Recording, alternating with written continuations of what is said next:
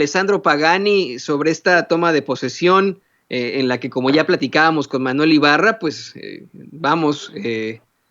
creo que se ignora el pináculo, el pilar absoluto de los Estados Unidos, los inmigrantes.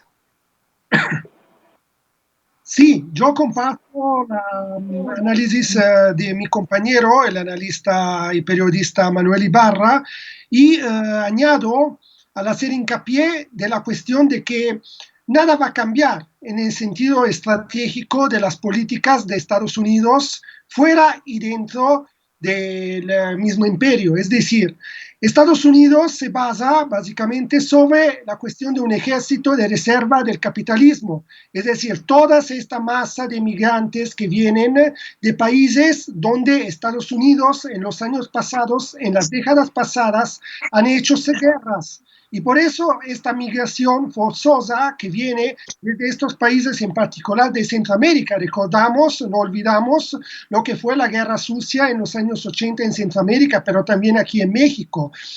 Por ende, es lógico que Biden, haciendo parte de este establishment, o sea, de este partido transversal entre demócratas y republicanos, viene básicamente a llevar adelante las mismas estrategias que siempre hemos visto detrás de lo que muchos analistas llaman el Estado profundo en Estados Unidos. Mi querido Toño.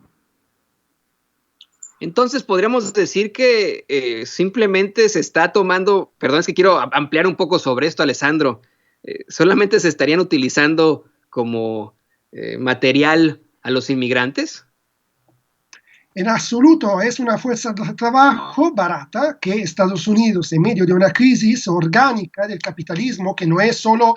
la crisis económica en un sentido marxista, sino es crisis orgánicas de la misma modernidad, del mismo concepto del mito de modernidad que nosotros aquí en América Latina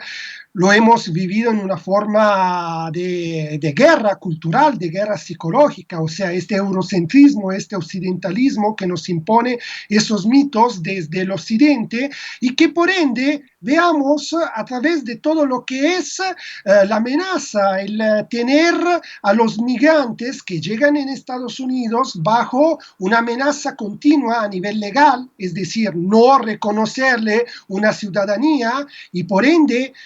la capacidad de ser trabajadores activos, ciudadanos activos. Tú, Toño, como todos los entendemos este concepto. Ser ciudadanos activos no es simplemente tener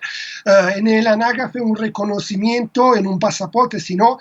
ser trabajadores, ser reconocidos dentro del mismo sistema capitalista en las mismas condiciones laborales. Por ende, no podemos decir que eso sucede, por ejemplo, a nuestros hermanos trabajadores latinoamericanos, pero también afrodescendientes, a la misma situación de lo que viven las mujeres en la cuestión de género, es decir, un no reconocimiento de las mismas condiciones laborales que pasan por ende en absoluto en una igualdad de un contrato laboral, de un mismo salario. Y por ende eso es la amenaza que tiene